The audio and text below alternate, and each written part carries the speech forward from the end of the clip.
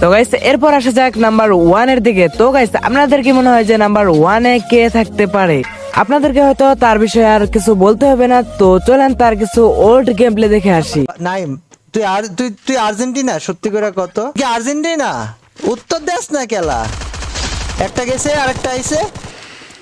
উকং আছে তোর কাছে, ভুলে যাস না। উকং আছে, ভুলে যাস না। হ্যাঁ, জাস্ট রিমাইন্ডার দিলাম, আর কিছু না। ভাই নাইমের সামনে 3টা প্লেয়ার একসাথে ধরো। Wow, what headshot, what headshot. ওটা ভালো হেডশট মারছে, বাট ওই কি ঘুরাইটা ঘুরাইতেছে মরে যা। What what what what what guys আপনারা তো এখন পুরোপুরি ক্লিয়ার হয়ে গেছেন যে এটা হলো আমাদের গেমিং উইথ নাইম আলম ভাই, যিনি কিনা ফাইনালি আমাদের মাঝে আবারও গেমিং কমিউনিটিতে ব্যাক করছেন। 1 2 3 হিয়ার ইজ আওয়ার বয়। আসসালামু আলাইকুম। ওয়ালাইকুম আসসালাম।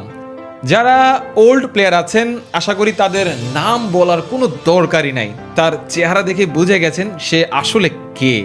তবে যারা নতুন আছেন এখনো চিনতে পারছেন না, তাদের জন্য বলতে চাই তুমি যদি তোমার পরিচয়টা একটু দিতে। আসসালামু আলাইকুম, আমি নাইম আলম। কি অবস্থা আপনাদের সবার? আশা করি সবাই ভালো আছেন, আমি আল্লাহর মধ্যে ভালোই আছি। ওকে, ধন্যবাদ। হ্যাঁ এভরিওয়ান, এই হচ্ছে আমাদের নাইম আলম, যে কিনা 2018 সাল থেকেই আমাদেরকে বিভিন্নভাবে কন্টেন্ট বানিয়ে এবং ই স্পোর্টসের সাথে যুক্ত হয়ে এন্টারটেইন করে এসেছে।